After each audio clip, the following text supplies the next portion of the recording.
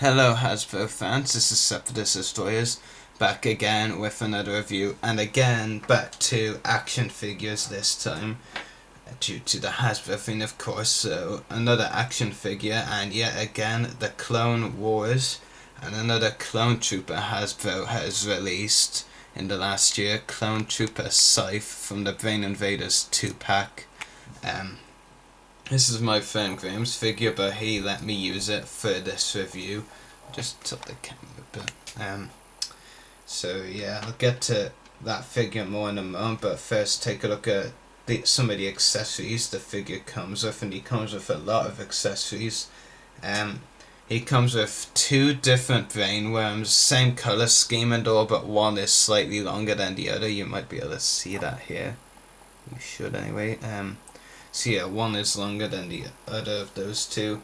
You also get a Republic backpack. We have seen it before on a few other clone figures with the Republic logo there. We have seen it before on a few other clone figures. I believe it was with Clone Trooper Dra. It was with another clone figure, but it escapes me right now which one it was. It was with the Cad Bane and Clone Trooper Disguise and Cad Bane's Escape Battle Pack. Maybe that's what I was thinking of. Anyway, the more exciting thing anyway is what's inside the backpack, and that is the third brain worm, but this time it's a brain worm actually coming out of the egg, which is really cool. So yeah, fairly impressed with that, and does fit in really nicely into the backpack actually. So would have made for a nice Brain Invaders diorama with easily Fane inside the backpack if we got more Tango Company troopers aside from Scythe in the Hasbro line. But considering Scythe is likely to be the only one, it was kind of pointless for Hasbro to make him. He also comes with a standard clone DC-15 blaster. It's not like we haven't seen these before. So yeah, nothing we haven't seen before anyway. And he does come with a removable helmet, which I'll get to later. For the most part, the paint scheme, I won't say it's bland, it's unique anyway, but aside from on the torso and the back pretty much, there's not really any paint jobs. The helmet is it's just pretty much your plain clone helmet with a removable feature pretty much. It's just your usual everyday clone helmet that you see on most generic Phase 1 clones, and there's absolutely no detailing in the legs on either side. It's basically just detailing torso, back and shoulders. And I will give you a look at the removable helmet now. So there's the helmet, and here is Scythe's face. I believe it's a repaint or retool of another clone face, possibly Rex, I think, maybe, or Pons. I'm not really too sure which, but I don't believe it's a all new clone head face sculpt. But it does have his tattoo around his forehead, you know, of a tiger, I believe it is. It's pretty cool. Actually, I'll just give you a second closer look at the head now. So there's a closer look at Scythe's head. Pretty cool. It's a nice logo, I have to admit.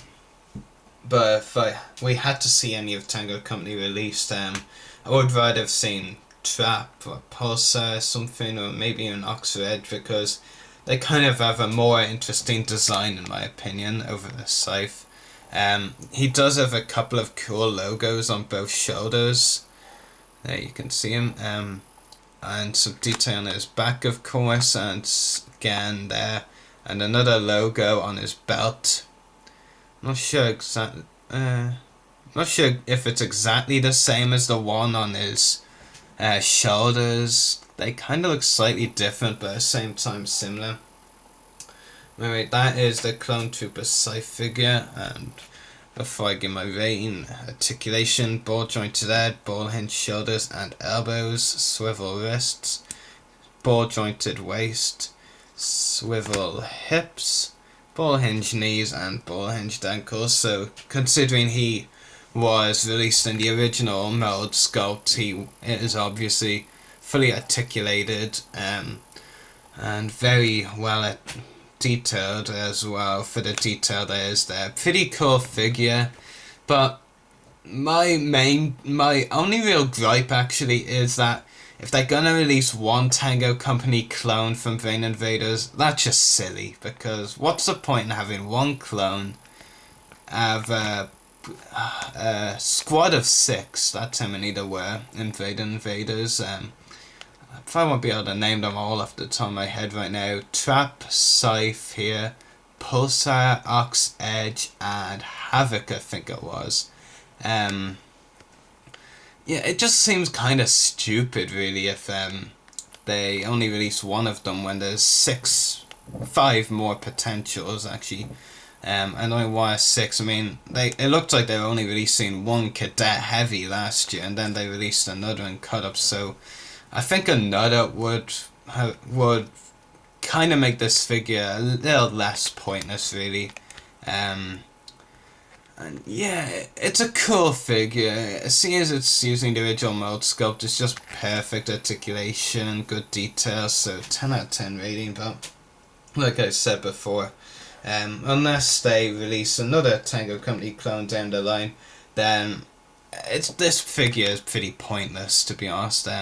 And really, I mean, they had 5 other potential clone repaints to put with this figure in the Vein Invaders pack. The Ahsoka was not necessary at all and was really stupid. I mean, kids would probably rather have another clone, realistically, than a repacked Ahsoka figure. So really, I think I should have packed the Vein Invaders 2-pack with another of these Tango Company, preferably Trapper Pulsar, in my opinion. And probably the only way we're gonna get another of Tango Company or more of Tango Company is through custom figures. But yeah, cool figure, pointless at the same time unless they make more of Tango Company. But overall, pretty cool figure. If you want him on his own, there'll probably be some cheap loose versions up on eBay, though I can't really vouch for that. But yeah, anyway, cool figure. So, anyway, may the force be with you, and happy hunting.